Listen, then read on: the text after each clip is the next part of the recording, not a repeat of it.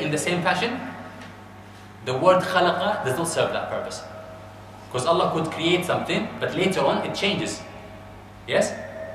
But when He brings the word ja'ala, He is trying to say that I am in control, I created this purposely in this way, and it will last this way. And no one will have any possible way of changing it from the way I wanted it. So this is what the word ja'ala, and it's different. And this is what's needed here. Can we link it with Surah Al-Qiyam, ja'ala min az-zawjayn وجعل. Yes, it's different. Ja'ala has, in reality, in the Arabic language, ja'ala has 5 meanings, 5 different meanings. Okay, ja'ala could mean to create something out of something, as Allah subhanahu wa ta'ala says, وَجَعَلَ مِنْهَا زَوْجَهَا. Ja'ala means to rule something, to make a ruling out of something, to make a hukum. طيب. وَجَعَلَ لَكُمْ many verses where Allah subhanahu wa ta'ala says وَجَعَلَ, to use it for that purpose. But for this purpose here, for this ayah, Allah subhanahu wa ta'ala is referring to bringing something out of nothing, but in the designed way, in the designed and wanted, intended fashion.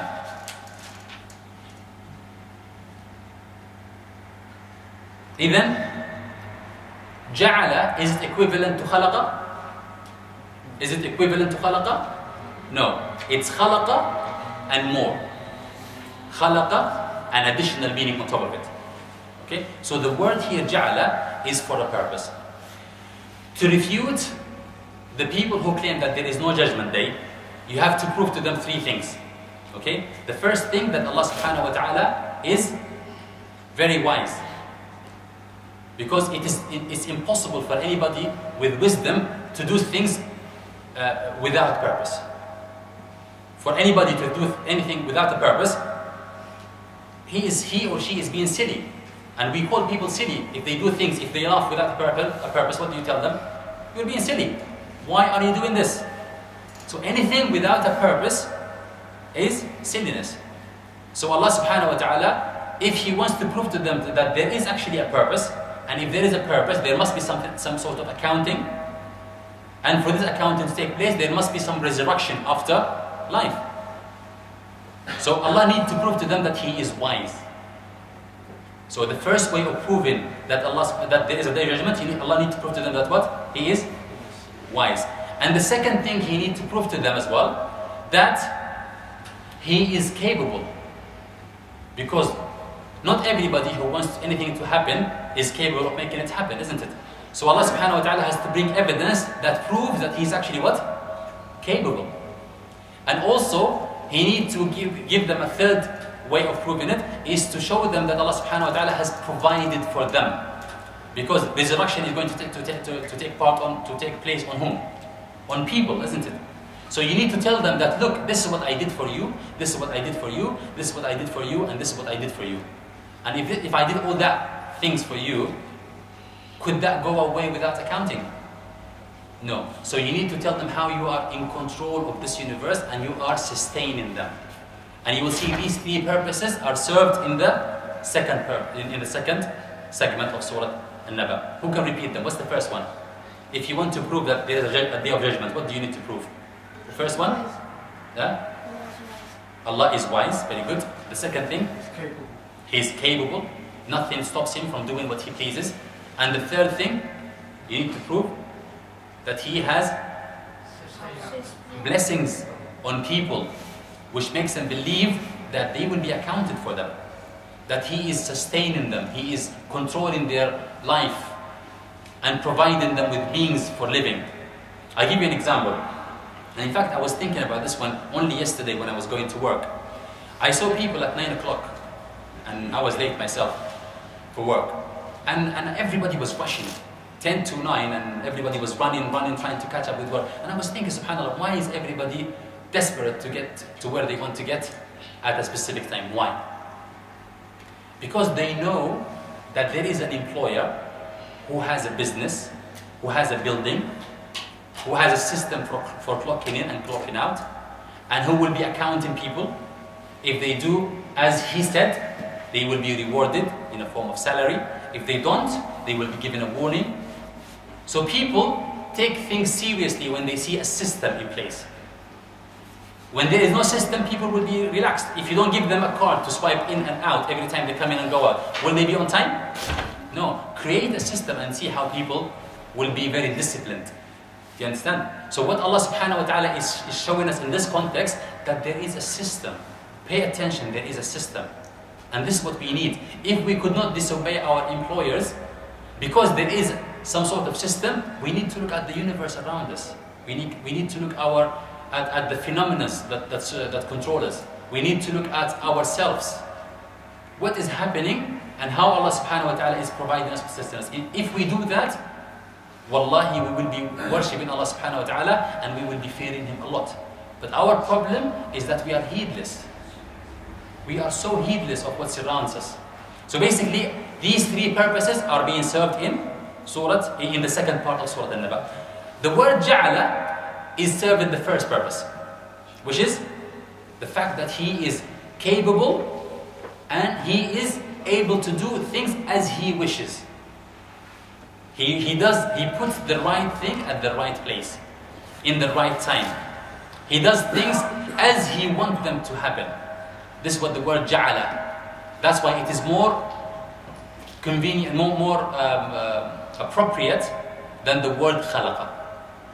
Because it's serving what? It's serving the purpose of conveying the message that Allah subhanahu wa ta'ala is very wise and He is capable of doing whatever He pleases. Alam naj'al al-arda. Al-arda is the earth. The earth. That not only the surface, but the whole earth. And this will have relevance in the following surah, in the following verse. Alam naj'al al-arda mihada. Mihada is a word that is derived from the word mahada. Mahada is the root word for mihada. What does mahada mean? Mahada means made something very paved and comfortable. We say to a street that is paved, we say this is هذا شارع ممهد. It's made very easy for people to walk on it. Okay? We use the word mahad or mumahad to describe something that is smooth and easy for people to walk and live on it and use it for their purposes. So Allah subhanahu wa ta'ala is saying that we have created the earth in a way that is in the way that you see it now, which is mumahada, paved and ready for you to walk on it very comfortably. Not only that, but it's also ready for your purposes.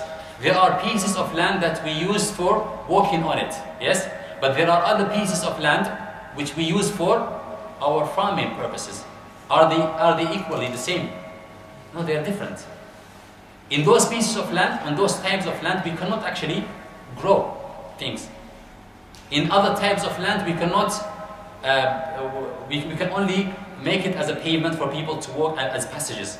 Okay? So the whole earth is in this purpose, mahda.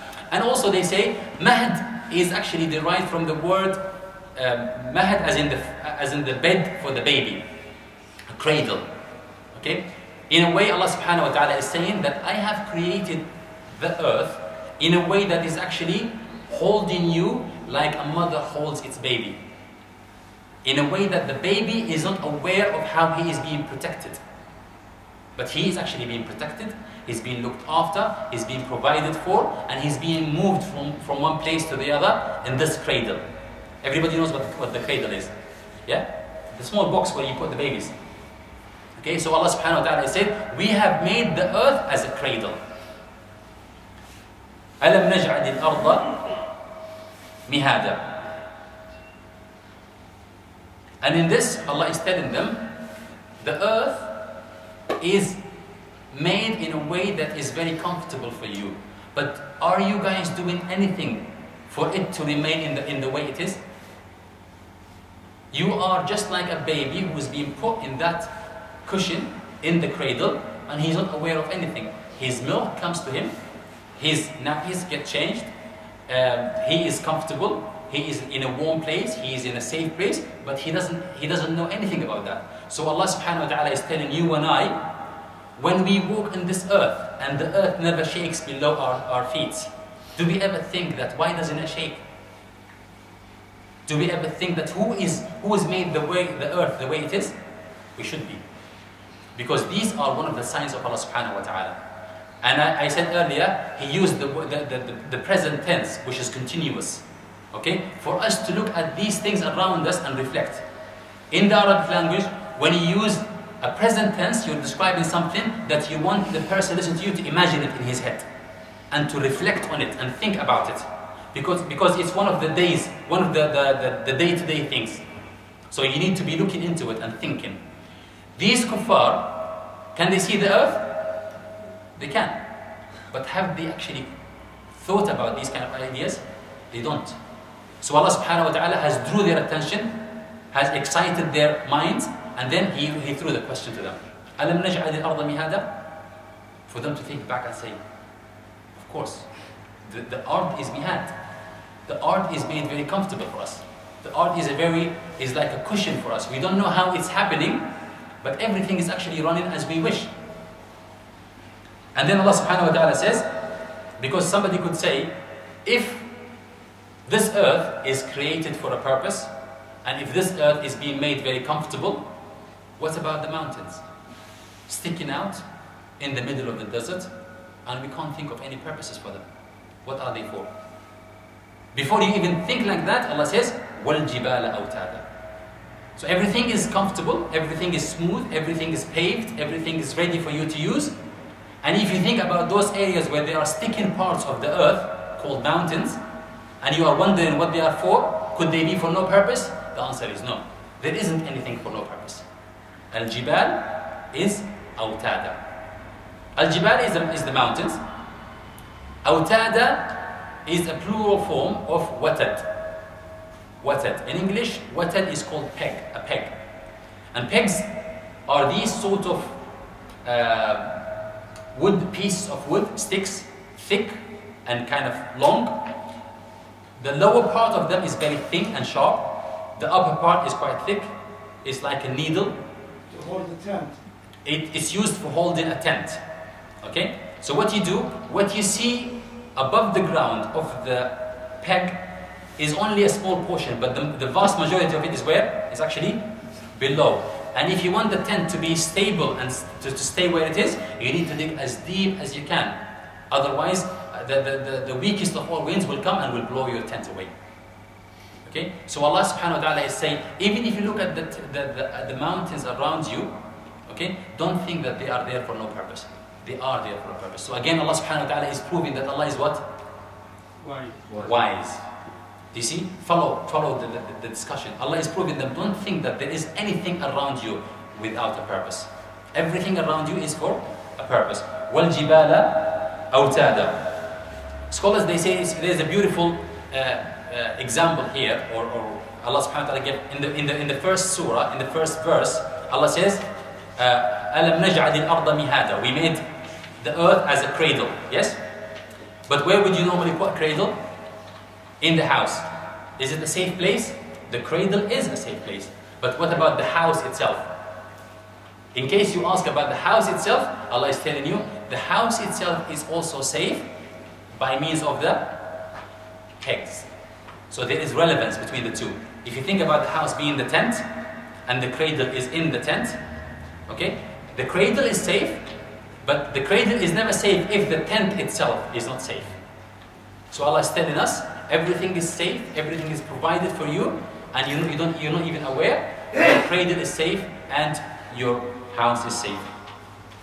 Also, by means of proving that Allah subhanahu wa ta'ala has created the earth in the way He wanted it to be created, He's telling them in a way, if Allah subhanahu wa ta'ala is able to create the earth, would He have problems creating you?